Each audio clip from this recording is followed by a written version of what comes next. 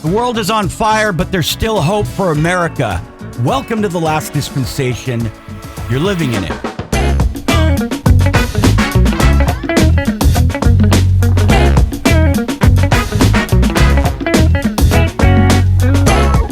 Hey everyone, welcome back to the last dispensation. Today we're talking about some heavy topics. Very, very heavy. But I want to start by saying that despite the challenges that we face, despite the tyranny, all of that, the globalists, the woke culture, the cancel culture, I'm still grateful to live in the United States of America as of yet. While we certainly have our issues, it's important to recognize that many places in the world face much more severe problems.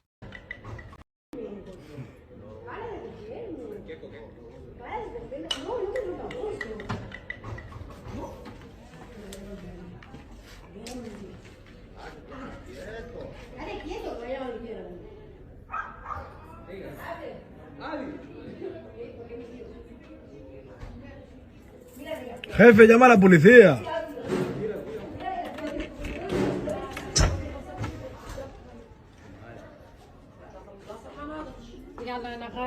For example, some countries struggle today with widespread acceptance of sexual violence.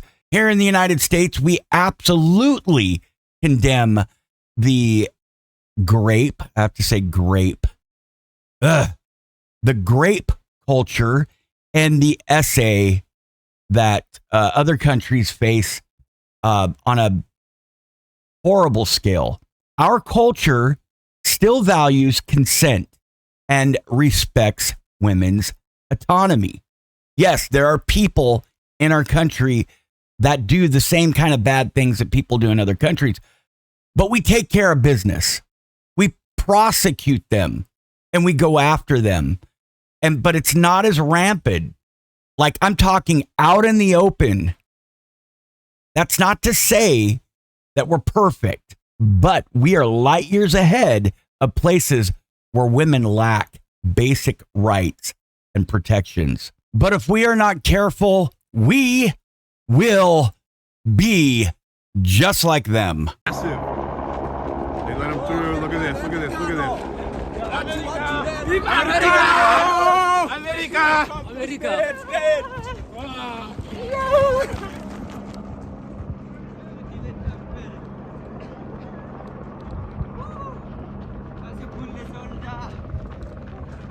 Now, these global issues we're seeing, conflicts, moral decay, threats of violence, they're all signs of the fig tree. It's kind of a theme of mine lately. The last days is being prophesied. We're living, like I say, in the last dispensation. We're living in prophetic times in the scriptures. In Doctrine and Covenants, section 45, verse 26, the Lord warns that in the last days, we will see wars. We will see rumors of wars, and the whole earth shall be in commotion. Doesn't that sound familiar? Speaking of conflicts, let us talk about some recent developments in the Middle East. Turkish president is back. Yes, Erdogan is back. He's been making some alarming statements lately, seemingly threatening military action against Israel in support of Hamas. This is concerning, deeply concerning, as it risks further destabilizing an already volatile region. Even more troubling, brothers and sisters, are the ongoing threats from Iran against Israel and the Jewish people. Iranian leaders have repeatedly called for Israel's destruction, using dehumanizing language that echoes some of the darkest chapters in history, just like Adolf Hitler. Iran is far from being equal to Saudi Arabia. But I've seen that you called the Ayatollah Khamenei the new Hitler of the Middle East. Absolutely. Why? Because he wants to expand. He wants to create his own project in the Middle East, very much like Hitler, who wanted to expand at the time. Many countries around the world and in Europe did not realize how dangerous Hitler was until what happened happened. I don't want to see the same events happening in the Middle East. Does Saudi Arabia need nuclear weapons to counter Iran? Saudi Arabia does not want to acquire any nuclear bomb. But without a doubt, if Iran developed a nuclear bomb, we will follow suit as soon as possible. We have to stand up against hatred and support the Jewish people's right to live in peace and safety. I recently watched a debate where the left, their talking points were more based on emotion than anything.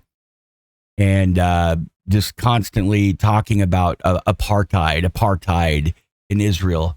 There is no apartheid in Israel. As far as I have talked to people, they say, the people in Jerusalem and other parts of Israel get along just fine. Palestinians and Jews. It just seems to be with Gaza that they don't get along.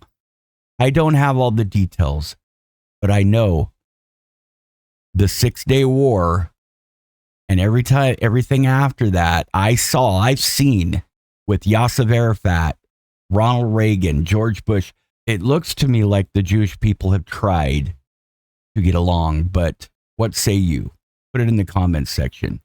President Russell M. Nelson has taught, quote, intolerance seeds contention. Tolerance breeds peace. But I would like to say, I know that President Nelson doesn't mean complete submission. He even says, when he talks about peacekeeping, I didn't say peace at any price. We need to promote understanding. We need to reject rhetoric that demonizes entire groups of people. That is not talking about sexual orientation. I do not believe that people of the alphabet soup persuasion are being persecuted. It's the other way around. This all reminds us of the prophecies of the gathering of Israel in the last days. 3 Nephi chapter 20, verse 46. Christ himself declares, then shall this covenant which the Father hath covenanted with his people be fulfilled, and then shall Jerusalem be inhabited again with my people, and it shall be the land of their inheritance. 4.9 earthquake in Barstow, California. Let's listen into this. As I was doing something else happens. Signs of the times. Let's include this in the video. And now back to our breaking news of a 4.9 magnitude earthquake near Barstow. We have received reports that the quake could be felt all the way here in our region, including Riverside and Reseda. We've had callers even from West Hollywood and Alhambra feeling the shaking. According to the USGS, there have also been